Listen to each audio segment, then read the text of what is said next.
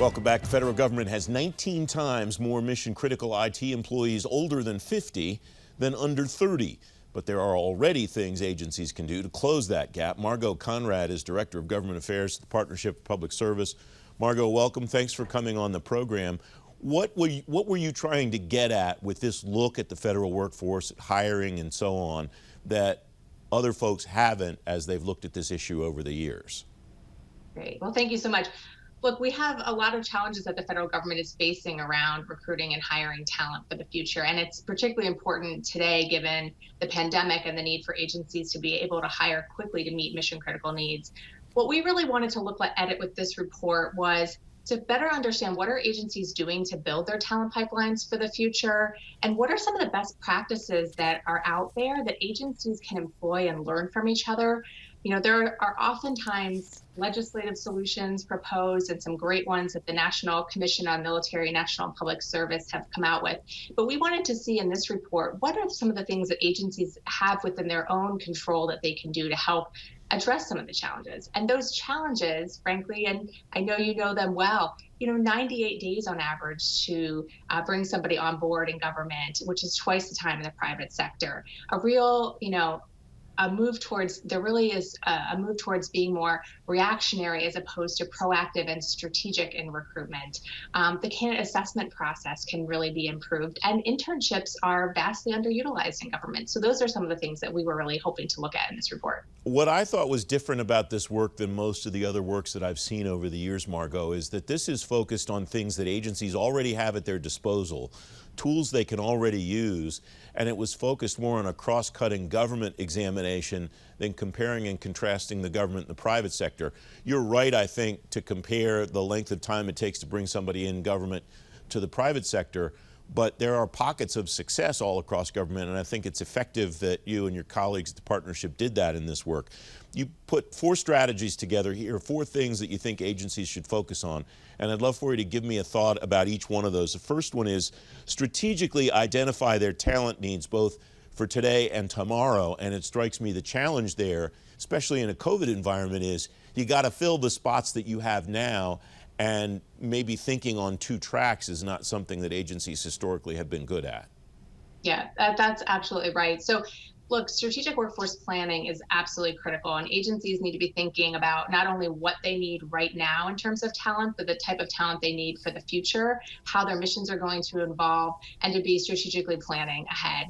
And one of the agencies that we highlight in the report that has done some really interesting work in this area is actually FBI. They've created a attrition model that enables them to look at the data directly. They look at, when are people going to be likely leaving the workforce? How long does it take to hire on average? And what percentage of job offers result in new hires coming on board? Then they can get started now with their hiring process, not wait until somebody leaves and then post and hope that someone will apply with the right skill set. The next item that you write about is recruiting more effectively and efficiently by being proactive, promoting brands, keeping in touch with former employees, and targeting young people. A lot there, Margot, but I think that brands one is the most important, because you mentioned the FBI. You can walk down the street in Washington, D.C., people are buying T-shirts that say FBI on them. Some of these government brands are very compelling, aren't they? So some agency brands really are compelling, as you said. But in large part across government, there's a lot of unevenness here. There are a lot of young people or job seekers who don't know what the myriad of different missions are in government, the type of work they can do. If you're an IT specialist or a cybersecurity expert, you might think about CIA, or you might think about Department of Homeland Security, but you don't know that the Department of Energy needs your skill set, or you don't know that the Small Business Administration needs your skill set.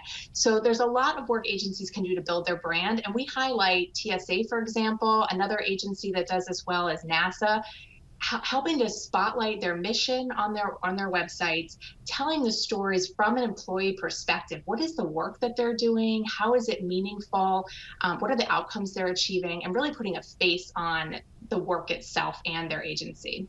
The third item that you and your team are writing about, ensuring that the agencies hire the best applicants by creating a better candidate experience and using innovative techniques to identify who's most qualified. Who's doing this well? Because I think there are some folks in government that throw up their hands and say, USA Jobs is not that great. the way that I'm going to get candidates is rather limited, and I'm just going to have to take whoever applies.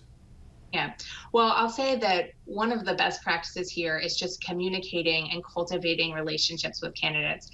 You know, if the application process is going to take a long time, especially if there's a lengthy security clearance, it's important to really be making sure you're letting candidates know where they are in the hiring process and what's coming next. So, for example, the Department of Homeland Security has been doing this, really assigning a point of contact for each candidate, and they're seeing huge returns in terms of people that are willing to stick through the process in the end because they really want the job and they're being cultivated and communicating with, and so they feel valued and they understand what's happening.